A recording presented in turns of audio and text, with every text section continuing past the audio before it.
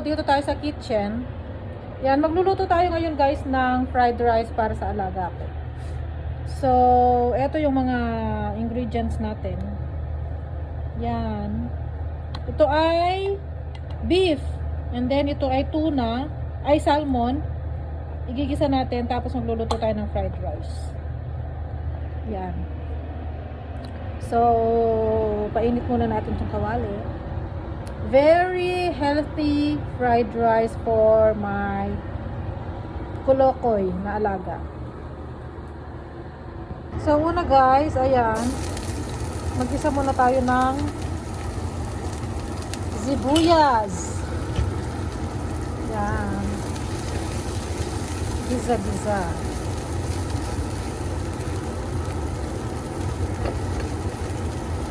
Lalagyan natin ng maraming kasi ang alaga ko very picky yan sa pagkain. Kaya kailangan at the same time siyempre kailangan healthy din yung mga kinakain. Tapos ilagay natin itong beef.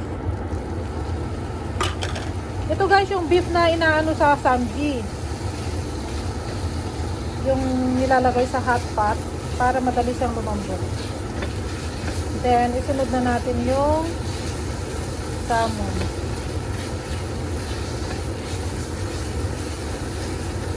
Sabi nila ang pronunciation daw ng salmon is salmon. Silent L daw, sabi. So, isunod natin ang ating salmon. Salmon! Bango guys.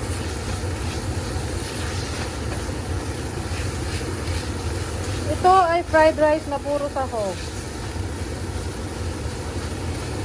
Fried sahog na hinaluan ng rice. This is the salmon. Yan. Ang hirap magluto guys. Yan.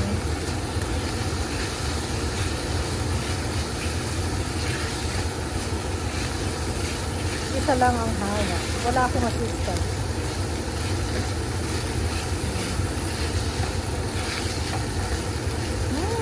Bango.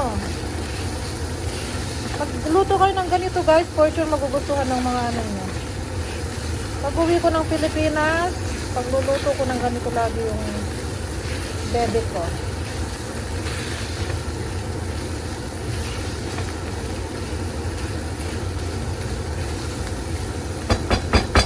Yan, lagyan ng toyo. A little bit only.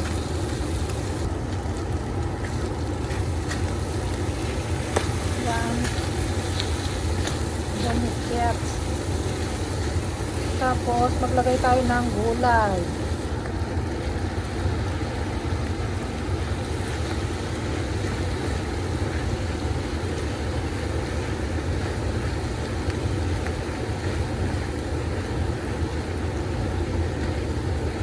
Lutuin lang natin itong lettuce. And then, maglagay na natin yung rice. Then, pag ganyan na siya guys, yan, pwede na natin ilagay yung ating rice. This.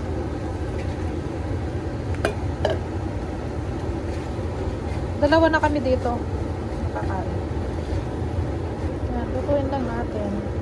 Hanggang sa mag-blend lahat ng nilagay nating sangkap sa rice.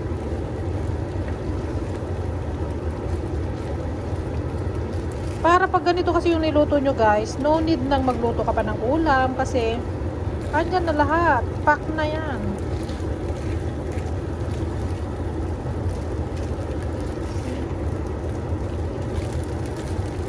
Tapos kakain na kami kasi hatid ko siya sa kanyang chess class. Lamig pa naman, maglalakad ka. Luto na to. Actually. Yan, ang ating tuna beef fried rice.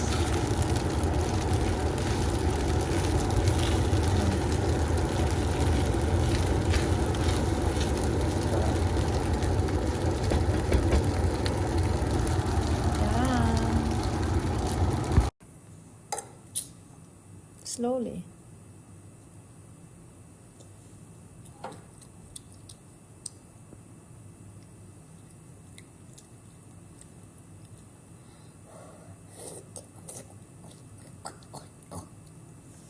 Olha.